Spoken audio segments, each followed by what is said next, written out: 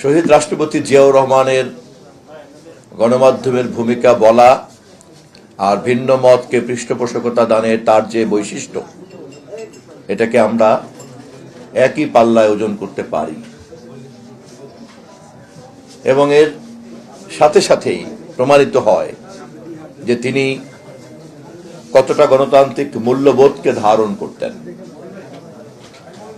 একটা উন্নত মানুষের প্রধান পরিচয় তিনি তার চিন্তার ক্ষেত্রে ভিন্ন মতকে সম্মান করেন কিনা, ভিন্ন মতকে তার চিন্তার প্রক্রিয়ার মধ্যে অন্তর্ভুক্ত করেন কিনা, এবং এই বৈশিষ্ট্যই একটা মানুষকে গণতান্ত্রিক মূল্যবোধের মানুষ হিসাবে প্রমাণ করে।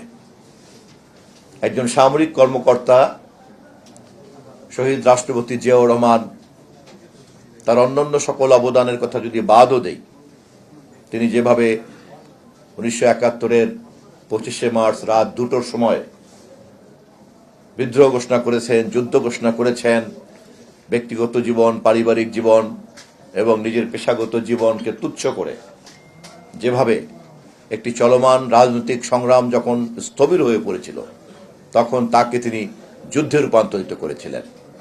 তার আগে যুদ্ধ শব্দটা তৎকালীন সময়ের কোনো নেতা কল্পনাও করতে পারেন নাই।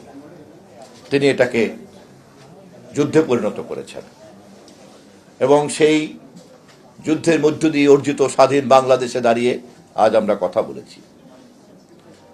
যুদ্ধোত্তর বাংলাদেশে যখন সবচেয়ে সিনিয়র মোস্ট অফিসার হওয়ার পরেও তাকে তার দায়িত্ব দেওয়া হলো না, সেখানেও তিনি যে পেশাগত বৈশিষ্ট্য দেখালেন তার মধ্যেও কিন্তু প্রমাণিত হয় একজন মানুষ কতটা যুক্তিবাদী, কতটা পেশাগতভাবে সচেতন এবং কতটা গণতান্ত্রিক মূল্যবোধ হলে পরে ঊর্ধ্বতন কর্মকর্তাদের অন্যায্য নির্দেশকেও স্বাভাবিকভাবে পেশাগতভাবে মেনে নিতে পারেন এবং নিজের জুনিয়র কর্মকর্তার অধীনে তিনি কাজ করতে থাকলেন এবং কোনোদিনও তার জীবনে এ কারণে কোনো আক্রোশ, বিক্ষোভ, কোনো বেফাস মন্তব্যের কথা আজ পর্যন্ত কেউ বলতে পারেনি।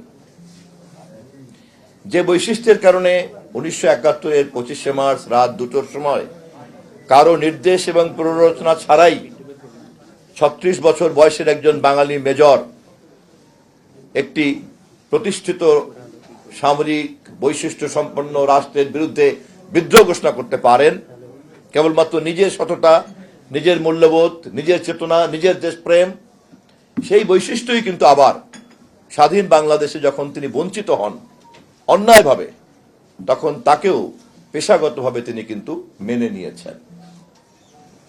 ক্রমাগতভাবে তার এই দেশপ্রেম এবং গণতান্ত্রিক মূল্যবোধ এবং স্বাধীনতা যুদ্ধের মতো ঘোষণা করার তার যে সাহস, তা তৎকালীন সময়কার ক্যান্টনমেন্ট এবং দেশবাসীর মধ্যে এমন একটি ভাবমূর্তি তৈরি করেছে, যেই ভাবমূর্তি তাকে 7ই নভেম্বরে আবার সংকটকালীন সময়ের সমাধানের পুরুষ হিসাবে হাজির করেছে।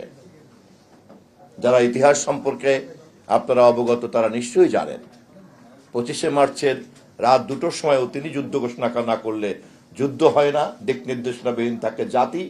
7ই নভেম্বরেও তিনি যদি সিপাহী জনতা তাকে বের করে না আনেন, তখন নৈরাজ্যপূর্ণ ক্যান্টনমেন্ট এবং দেশও কিন্তু প্রশান্তির ছায়া লাগে না।